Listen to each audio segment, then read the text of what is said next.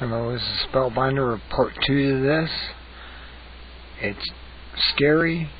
You should know this, because this is what they're going to do for the next couple of years. This is 2010.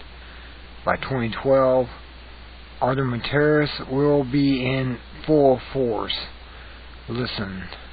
The question is then, how do they do it? How in the world are they getting this agenda from the international level down to the local level? Well, they've got a plan for that too. Now, on the environmental side, there's probably a number of different plans, but from the environmental side, you have an organization called the IUCN. IUCN. The International Union for the Conservation of Nature. Been in existence since the United Nations was created. It's not part of the United Nations Charter. It's a scientific advisor to the United Nations. But through the IUCN, such programs as ecosystem management, American Heritage Rivers, the Clean Water Initiative, the Endangered Species Act, and all the rules and regulations of the EPA, U.S. Fish and Wildlife Service, the U.S. Forest Service, the U.S. Park Service, and so forth. They also discuss property rights in this particular document. They say that property rights are not absolute, they're not unchanging, they're not inalienable like our Constitution and the Declaration of Independence of the states. Rather, they are a complex, dynamic, and shifting relationship between two or more parties over space or time. In a biocentric approach, says the IUCN, the rights of nature are defended first and foremost on the grounds of the intrinsic value of animals, plants, rivers, mountains, and ecosystems, rather than simply on the basis of the utilitarian value or benefit to human beings. In other words, nature comes first. Nature's needs comes before man's needs.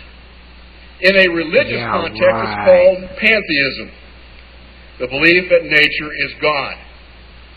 It goes on to say, even worse, people are then members of a community of beings, like human beings, living and non-living.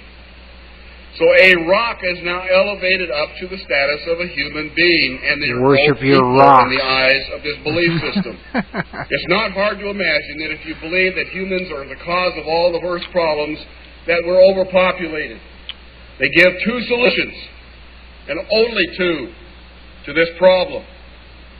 The first is that it's estimated that an agricultural world in which most human beings are peasants should be able to support 5 to 7 billion people. Well, folks, we have 6 billion people right now. That's all of us in this room, or nearly all of us in this room, are going to have to become agrarian peasants if we use this solution. In contrast, they go on to say a reasonable estimate for an industrialized world society at the present North American material standard of living would be 1 billion people. That's all. You're all out of the list. So if we wanted to maintain our current standard of living, we would have to reduce the Earth's human population by somewhere around 70%. In 1970, just 3 years after the publication of the Iron Mountain Report, which calls for, if we're going to create a world government, we can no longer use war as a mechanism to cause fear amongst populations and therefore allow us to control the behavior of populations through fear. And they settled on, in 1967, in their publication called the Iron Mountain Report, the environmental holocaust. In 1970, 3 years after that publication, Foreign Relations began to publish a series of articles describing the ecological holocaust that was facing the world. And in this particular issue, the first issue done by George Kennan to prevent a world disaster, where it was summed up in 3 points that the eco-crisis is a global threat so great that it endangers all of life on Earth. If you believe that, I can sell you property on Mars.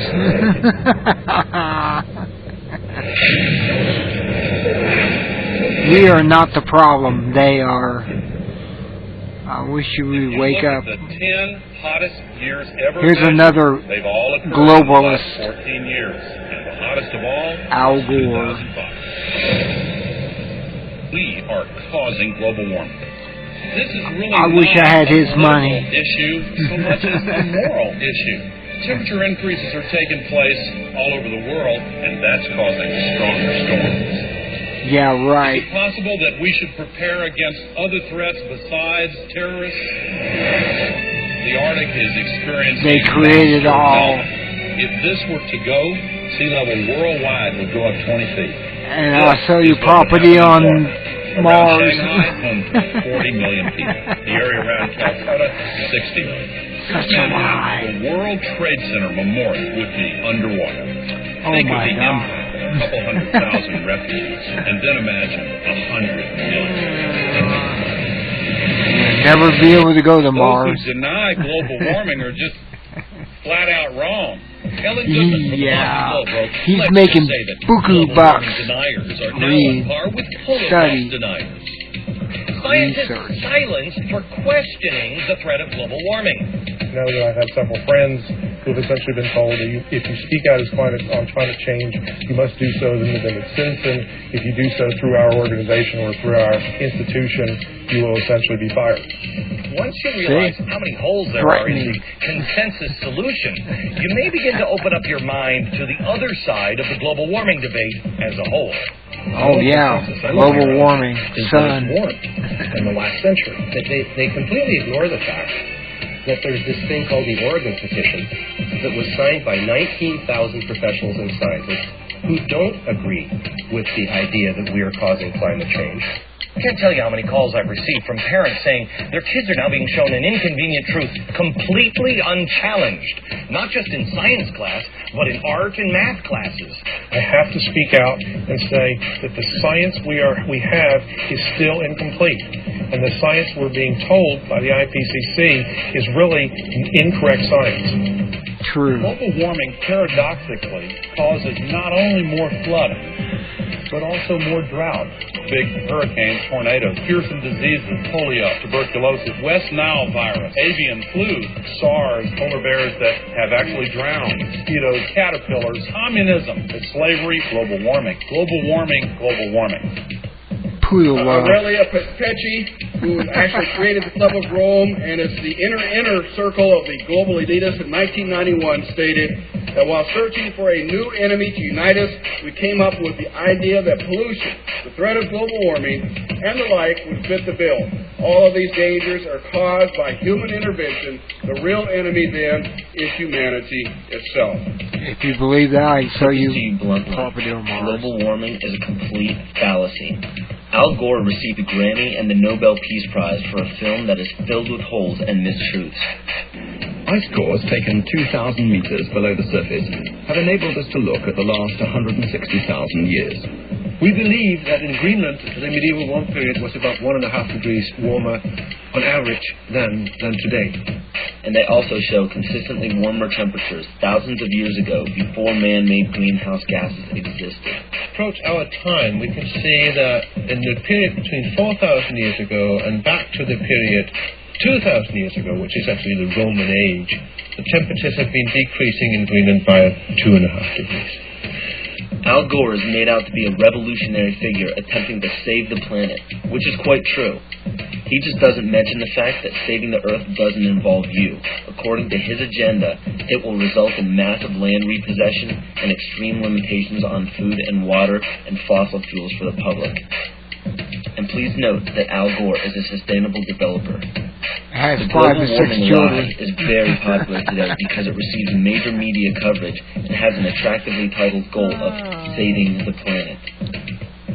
But how does this tie in with Agenda 21? The result of the 1992 Earth Summit Conference in Rio de Janeiro was the Kyoto Treaty. The Kyoto Treaty states that every country must drastically reduce the use of fossil fuels by mandate of the United Nations. To make money. Concentrations of greenhouse gases in the atmosphere are at their highest levels in more than 200,000 years. If the trend does not change, scientists expect the seas to rise 2 feet or more over the next century. Island chains of formaldehyde will disappear from the map unless we reverse the predictions. Thank you very much.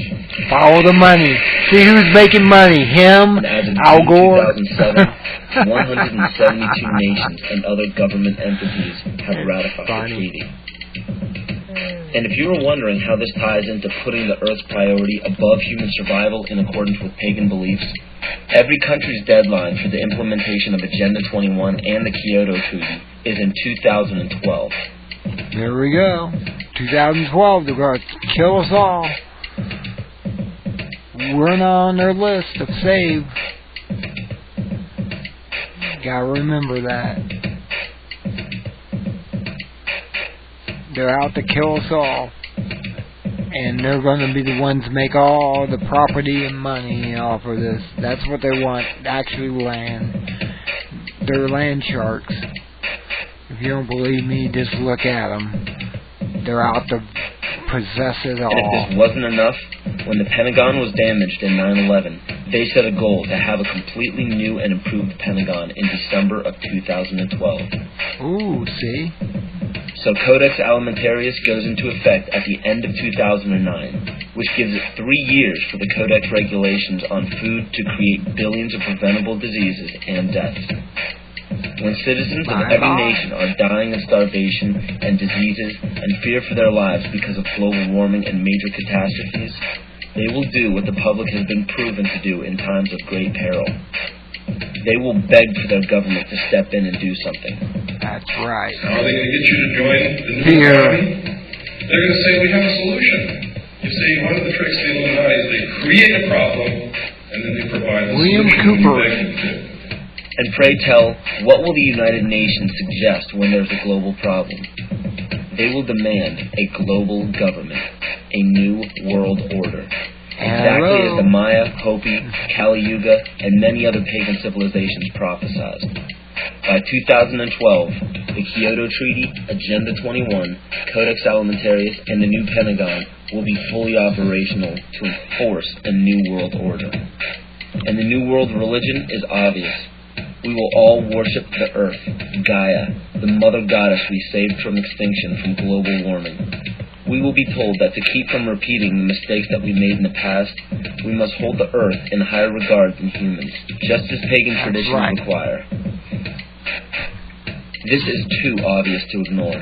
It is right in front of our faces, and yet we still refuse to see it. I guarantee you that by 2012 there will be a World War III, but it will not be between nations. It will be us and them. They know this. Why do you think the UN is consistently trying to disarm the public and the nations? See? They don't want us to be capable of fighting back. The proof of this is in the film released by the UN called Armed to the Teeth, where it demonizes gun ownership. It is also shown in the Freedom from War policy put in place by JFK in 1961. President John Kennedy went to the United Nations September 1961, and he presented the United States program for general and complete disarmament in a peaceful world during a speech, and he said, this is the official program of the United States of America. It's a disarmament program. It calls for the United States to turn over its military to the United Nations. Let that sit for a second. It calls for the United States to turn over its military to the United Nations. The program ends by saying progressive controlled disarmament would proceed to a point where no state would have the military power to challenge the progressively strengthened UN peace force. The UN would have all military power. This policy outlines some pretty scary scenarios when you understand what it reads. It calls for the disbanding of all national armed forces and the prohibition of their reestablishment in any form whatsoever, other than those required to preserve internal order and for contributions to a United Nations peace force. This clearly shows that the UN is calling for all military power to be under their control. Inspection and verification must establish both that nations carry out scheduled limitation or reductions and that they do not retain armed forces and armaments in excess of those permitted at any stage of the disarmament process. Strategic delivery vehicles will be reduced. Arms and armed forces will be reduced. And all the while, UN peacekeeping powers would be strengthened. A UN Peace Observation Group would be available to investigate any situation which might constitute a threat to or a breach of the peace. Establishing of a permanent international peace force within the United Nations, and depending on the findings of an experts commission, a halt in the production of chemical, bacteriological, and radiological weapons, and a reduction of the existing stocks or their conversion to peaceful uses. There you go. Peaceful uses of biological